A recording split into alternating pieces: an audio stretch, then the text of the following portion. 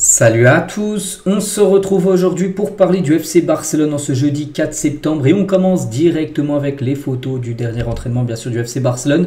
Donc dernière ligne droite de convalescence, donc là c'est surtout Marc Bernal, on sait que Bernal est blessé depuis un an, donc là il rentre dans sa dernière ligne droite, donc d'ici quelques semaines il pourrait faire son grand retour avec l'équipe première et ça bien sûr c'est une bonne nouvelle. Donc je vous parle bien sûr en compétition parce que là il participe bien sûr à l'entraînement là ces derniers temps du côté du club, on peut voir également Gérard Martin, donc là c'est les joueurs qui n'ont pas été appelés bien sûr en sélection, il y a quand même entraînement, bon là il va y avoir quelques jours de repos là dans les prochains jours, donc Eric Garcia tiens en mode pleine mise au point bien sûr, ou les autres joueurs, on peut voir Juan Garcia ou même Eric Garcia avec, ça doit être Marc Casado, un peu petit là avec une coupe comme ça doit être Casado, certainement le troisième joueur sur cette image. Et à noter que lors du dernier entraînement, et des fois ça arrive, et ça c'est pas une bonne nouvelle, c'est un communiqué médical sur Alejandro Balde. Et il s'est blessé lors du dernier entraînement, il souffre d'une légère blessure au biceps fémoral de la cuisse gauche, donc une blessure qu'on voit souvent, un biceps fémoral, ça c'est derrière la cuisse, c'est une pointe, voilà.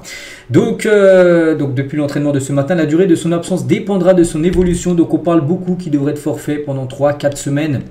Sa dernière blessure au biceps fémoral a duré un mois. Le club est prudent avec lui, bien sûr, parce qu'ils ne veulent pas le faire revenir trop vite. Il a déjà une blessure, tiens, la même, biceps fémoral pareil, au même endroit. Il avait loupé un mois de compétition, donc là on pense que ça sera à peu près la même durée de temps.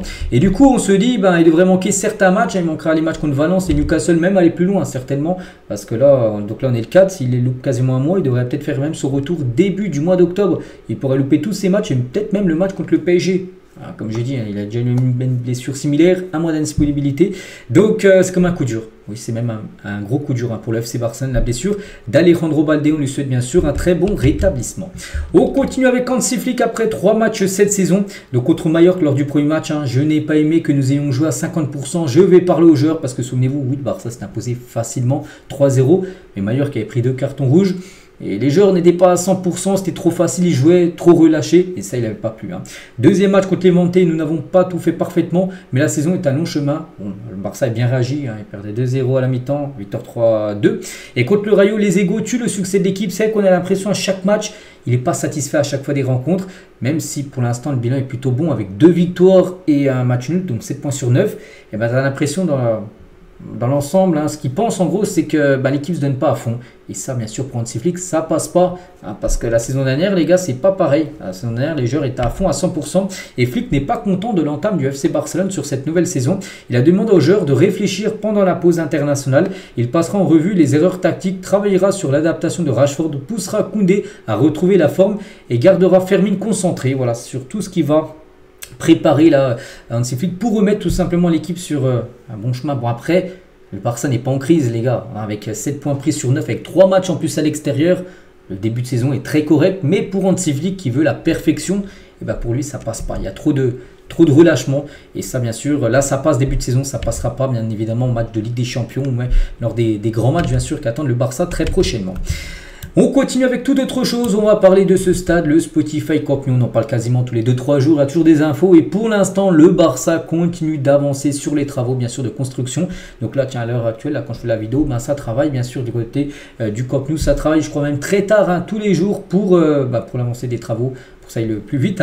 Donc on s'attend à ce que le club annonce lundi, là, donc d'ici quelques jours, s'il reviendra ou non au Camp Nou le 14, voilà, dans 10 jours, parce que dans 10 jours il y a un Barcelone-Valence, un dimanche. Pour l'instant, on ne sait toujours pas. Donc lundi, normalement, on saura si c'est bon ou pas le retour du côté du Camp Nou. Voilà. Donc pour l'instant, sur du 50-50. On ne peut pas dire que c'est sûr que c'est oui, parce que c'est jamais sûr que c'est oui, parce que ça a déjà été pas mal de fois que c'était sûr que c'était oui. Et en gros, le Barça n'est toujours pas retourné. Et si le Barça ne peut pas ouvrir la tribune latérale du Spotify Camp Nou d'ici le 1er octobre, il devra jouer la Ligue des Champions au Stade Montjuïc. C'est une possibilité. Les matchs de LDC, là je vous parle au Stade Montjuïc. Donc voilà. Et concernant, il est aussi probable que le match de Barça contre Valence, si c'est pas possible au Camp Nou, ce serait pas Montjuïc, ce serait au stade de Johan Cruyff. Donc le stade où c'était joué, tiens par exemple le trophée Juan Gamper contre Como, le stade de l'équipe réserve et d'équipe des filles, les féminines jouent là. Bon c'est un stade avec une petite capacité, je sais pas, il y a combien, 6000 places. Donc oui, ça vaut pas le Camp Nou avec ses 100 000 places, bien sûr. Mais il n'y a pas le choix. C'est pas sûr, mais ça se peut que le Barça ait joué là-bas. Et malgré la capacité de 6000 places, la Liga a permis à Barcelone d'accueillir le match contre Valence. La Liga donne son oui, donc c'est pour ça qu'au pire, il y a toujours un plan B. Si c'est pas possible le Camp Nou, ça sera les stadios, Johan Cruyff bien sûr, où se jouera ce match contre Valence. Bon, après il y aura seulement 6000 supporters dans le stade, hein. Donc à condition aussi d'installer les caméras VAR nécessaires parce qu'il faut la VAR, hein. Vous savez que la VAR c'est la Liga, donc le Barça devra payer l'installation bien sûr de la VAR dans ce stade. Ça coûte à peu près 100 000 euros, hein, comme une installation, donc ça c'est un budget que le Barça devra prendre en charge, voilà, pour installer la VAR dans ce stade, pour accueillir les matchs de Liga et peut-être ce Barça-Valence imprévu dans maintenant 10 jours. On continue avec Lamine Yamal, il a été nominé pour le titre de joueur du mois de la Liga, donc félicitations à lui. Donc c'est pas lui le meilleur joueur, il fait partie des 5 joueurs qui peuvent prétendre remporter le prix. On peut avoir d'autres joueurs comme Mbappé, Nicolas Pepe ou même Nico Williams, hein.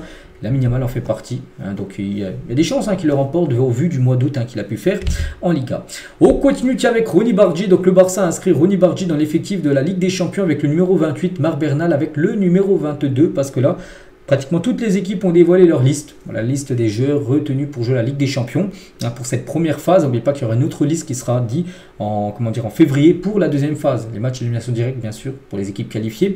Et pour le Barça, ils ont enregistré Ronny Bargi, il n'y a pas de souci. Donc il est enregistré en Ligue des Champions, mais il n'est pas enregistré en Liga, Ronny Bargi. Donc pour l'instant, il peut jouer les matchs de LDC, mais il ne peut pas jouer les matchs de Liga. Voilà la situation actuellement de Bargi. Et Marc Bernal, là, c'est pareil. Donc lui, il est bien enregistré. Il aura numéro 22 en Champions League. Unai Simon, donc gardien de l'Espagne, mais gardien de Bilbao. Il revient sur l'affaire Nico Williams, hein. Donc je savais que Nico Williams, ça n'irait pas à Barcelone. Depuis l'été dernier, on lui a tellement manqué de respect. Il n'y avait pas de football. Il devait parler de quelque chose, mais à aucun moment Nico n'a dit quoi que ce soit. Voilà. On a vu pas mal de rumeurs, tout ça, mais il dit tout ça que c'était du fake en gros, que lui il était sûr, hein, en gros, il entendait les rumeurs, il voyait bien tout ce qui circulait autour de Nico Williams, en gros que le joueur n'a jamais voulu venir, hein, du côté du club Blaugrana. Alvaro Morata, attaquant espagnol, donc la concurrence en position numéro 9, il a dit, je me souviens quand Daniel Mo a joué en tant que faux numéro 9 à l'Euro, il était le meilleur joueur du match, hein. Nous avons de nombreuses solutions et cela rend difficile de nous affronter, voilà, parce que c'est que Morata il est 9. Daniel Mo, joueur du Barça, bien sûr, on parle de lui parce que c'est un joueur du Barça. C'est vrai qu'il joue en faux numéro 9, hein, du côté de l'Espagne. Donc voilà, Morata par rapport à la concurrence au poste de numéro 9. Fermin Lopez par rapport à son rêve, hein, donc il a dit, hein, soulever la Coupe du Monde avec l'Espagne et gagner la Ligue des Champions avec le Barça. Voilà, donc là, il peut réaliser les deux là, lors de cette fin de saison. Enfin, lors de cette saison, bien sûr, vu que la Coupe du Monde et la Ligue des Champions auront lieu là, cette saison. On va parler aussi de Deco, les gars. Enfin, bon mercato, mais encore du boulot. Le Barça de renouveler les contrats qui se terminent bientôt. Il y a des contrats qui se terminent en 2026. Donc là, le 30 juin 2026. Et ben, par exemple, Frankie de Jong et Eric Garcia sont en fin de contrat.